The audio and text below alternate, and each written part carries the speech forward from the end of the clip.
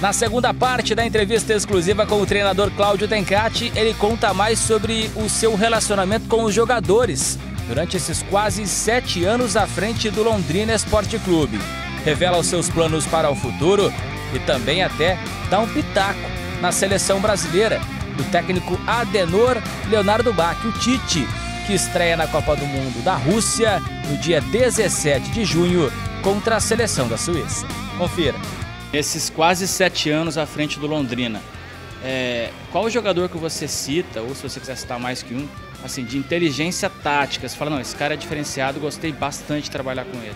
Há vários, né? Se a gente pegar jogadores assim, você bota em caixa como uma luva, né? Então tem muitos com muita inteligência. Talvez se eu citar um ou dois, eu acho que vou ser injusto.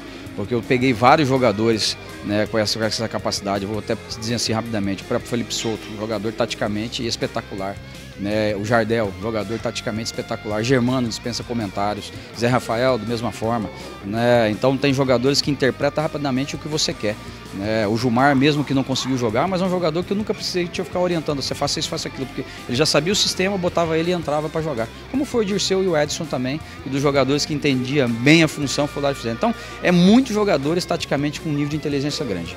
Como em todo segmento tem gente boa e gente ruim. Agora eu não quero que você cita nome, mas já deve ter acontecido também. Passa instrução, apesar até do cara estar no banco de reservas, às vezes está um pouco irritado por estar no banco. E chega a entrar e não consegue fazer o que você pediu. Ou às vezes finge que não escutou a sua orientação. Isso também teve, né? Muito, não, teve. Inclusive eu pensei, na verdade, assim, em algumas situações, às vezes, quase fiz. E talvez aí o preço que às vezes eu pago e não boto no atleta, né? Que é substituir aquele que já entrou em campo. Né? Então, para não queimar. Mas pensei sim em alguns momentos aquele jogador colocar e tirá-lo, porque entrou e totalmente displicente, descompromissado, né? Inclusive prejudicando a equipe, ele próprio e ao treinador. Né? Então eu sempre falo isso pro jogador, eu falei, ó, você só se torna um jogador diferencial ou uma peça fundamental se você seguir aquilo que eu peço para fazer. Você que tem que fazer acontecer. Até citei isso pro Safira, né? Na entrada dele contra o Cruzeiro, falou, ó, quem fez acontecer aquele momento de falar assim, pô, a substituição do Tencati foi perfeita, foi você. Se você entra mal e não consegue fazer nada daquilo, não valeu a substituição, não teve efeito. Então, às vezes aconteceu isso, até jogo, promoveu um cara como titular, jogador de não bem, e isso teve mesmo. No entanto, que algumas vezes o cara nem ia pro banco mais. E a questão de jogo de futebol mesmo, você para assistir, você é um cara que estuda, a gente percebe isso, mas gosta, no momento de hobby, tá com a família, lá em Cianorte, ou Londrina, quando morava por aqui, parar para assistir um jogo mesmo? Ah, não, paro, até minha esposa assiste junto comigo, as crianças, o Pedro mesmo que já entende, né? É óbvio que tem dias que a gente está assim, bem desgastado, aí eu prefiro até com a esposa assistir um filme, até para dar aquele efeito emocional, né? Tirar aquela carga emocional, e só futebol, mas a gente absorve, né? Claro, a gente sempre procura observar o que está sendo feito aqui dentro do Brasil, fora, como todo mundo fala, mas só vê Barcelona, só vê Real Madrid, só vê o Bayern de Munique, os principais times aí. Não, ao contrário, eu gosto de assistir até futebol brasileiro, porque eu acho que tem treinadores aqui com uma capacidade enorme, né, com variações táticas, então a gente sempre procura. Ontem mesmo eu estava vendo o Flamengo, né, então aí pela Sul-Americana, como acompanhei o Grêmio pela Libertadores, então a gente tem que ver o que está acontecendo diferente, né, o que o treinador coloca ali de detalhes táticos, jogadores nos seus posicionamentos, então é interessante isso aí até para que a gente possa amadurecer, inclusive as falas após jogo, antes do jogo e pós-jogo. Você pegar um gancho aqui, ó, ali, ó, isso aqui não podia ter sido falado, né? Falou no momento errado, então serve de aprendizado para mim. Falou bem, foi muito bem na colocação dele, porque daí o que eu digo que eu tiver que fazer, eu já estou um pouco mais maduro também. Quem que é a sua referência? Não há dúvida que hoje no Brasil é o Tite, né? Já tinha ele como referência, mas assim, pegando um pouco do passado, Tele Santana para mim foi o grande técnico do Brasil. E como é que o Tencati sai agora? Ele chegou de uma forma, sai de outra, a mudança, como que foi essa transição? Olha, não é fácil, né? Tudo que a gente toma uma atitude para sair, né, de uma situação para ir para outra, o que é novo é difícil. Mas a vida é feita de desafios, né?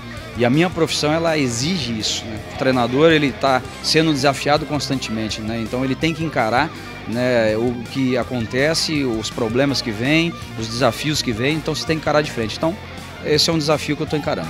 Sua rotina, como que era nos treinos, ia diariamente ao CT, claro, conversava com o jogador? Minha rotina sempre é de chegar ali com 1 hora de antecedência, né, para os treinamentos, de estar ali, às vezes até um pouco mais, 1h30, às vezes quando necessário para uma reunião ou outra, 2 horas antes dos treinos. Então chegava, cumprimentar todo mundo, passava no departamento médico, dava um alô para o pessoal que estava no departamento médico, né, passava ali nos setores de departamento físico, ali na sala da supervisão, via se tinha algum problema, algum detalhe para resolver, né, e depois para ir para a sala da comissão para se trocar, esperar a comissão técnica chegar, discutir alguns detalhes do treinamento, de jogador, para depois ir para campo. E claro que sempre teve um jogador no corredor ou no campo, pegava ali uma fala antes, uma conversa, um bate-papo, né, para que a gente pudesse passar alguns detalhes dos treinamentos e dos jogos. Né. No jogo tinha alguma superstição? Olha, não, eu sempre só tive mais a questão de pro vestiário, tinha uma rotina normal ali de deixar os jogadores mais à vontade, a gente mais no reservado da comissão, batendo um papo, saía de vez em quando para dar um alô ali de um posicionamento ou de uma jogada ensaiada para algum jogador ou outro, né, que a gente sabia que poderia acontecer para relembrar.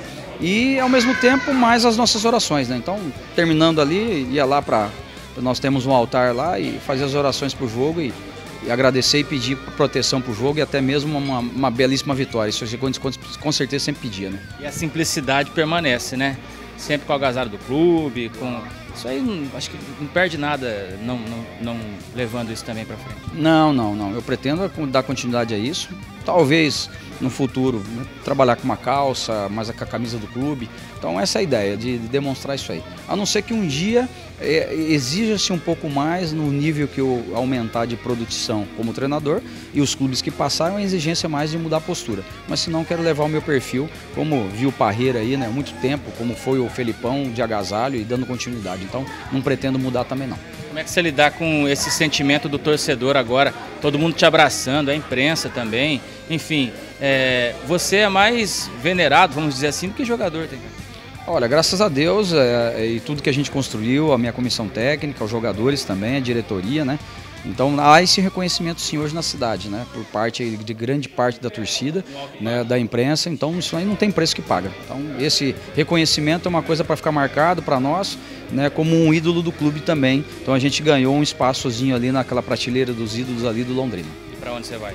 Olha, ainda a gente está indefinido ainda com relação à nossa sequência, né? Porque tem muita coisa acontecendo no mercado agora. Então eu estou deixando lá para o Marcelo Lipatin, estou conversando com ele todo dia, mas ele que está aí direto nos contatos para poder estar definindo. Vai levar o pessoal com você, comissão técnica? Olha, a ideia é que sim, porque até o Ricardo chegando também, ele tem a comissão dele permanente, né? O preparador físico, o preparador, o auxiliar técnico, então com certeza, principalmente Alessio e Joãozinho devem ir comigo, né? Aí os demais da função vai depender muito do clube que você vai, porque ele tem comissão permanente também, então às vezes não consegue levar um preparador de goleiro ou outros profissionais, então só esses dois mesmo. Bom, para fechar então a entrevista, agradecendo já o Cláudio Tencati, Copa do Mundo ano que vem na Rússia, o Tite está lá, mas vamos supor que o Tite chamou o Tencati para ser seu auxiliar, que é uma ajuda para a convocação. Os 11 iniciais, estreia do Brasil na Copa do Mundo, dia 17 de junho. Seu goleiro. Você pegou agora, hein? Rapaz do céu. Olha, é uma briga boa. Mas é uma briga boa. Eu acho, hoje, na minha opinião, eu iria pro Alisson, pelo momento, o Alisson.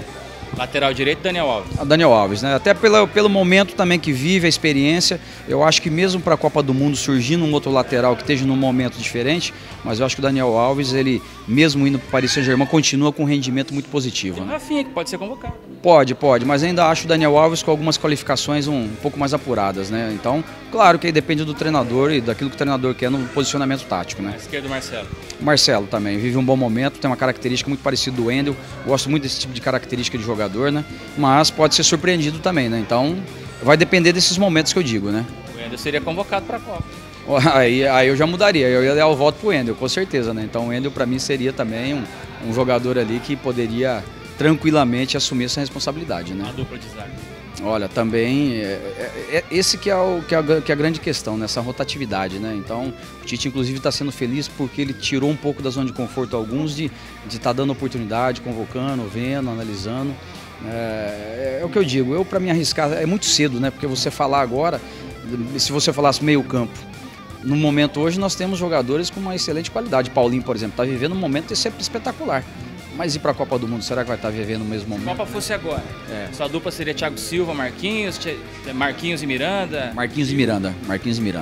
Marquinhos e Miranda, acho excelente, né? Eu vejo ali como primeiro volante. O segundo volante é esse trio aqui, ó. Casimiro, que é do Real Madrid, né? O Paulinho e um terceiro no meio campo, eu não colocaria o Renato. Eu não colocaria o Renato Augusto, não. Eu teria um jogador um pouco mais dinâmico. Eu acharia que um jogador meio campista clássico mesmo, até mesmo, né, o Lucas Lima aqui, uma característica de um jogador dessa forma. Eu acho que poderia cair muito bem ali, para ir deixar um trio ofensivo.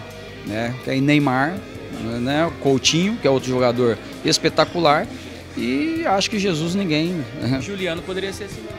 Poderia ser esse meia, exatamente. Não me veio assim rapidamente aqui, eu fiquei pensando aqui rapidamente um meia clássico aqui, mas nesse trio eu acho que caberia um meia armador, para estar colocando bola nesses três jogadores de frente, porque seria um diferencial. Porque o Paulinho é muito de transição, né?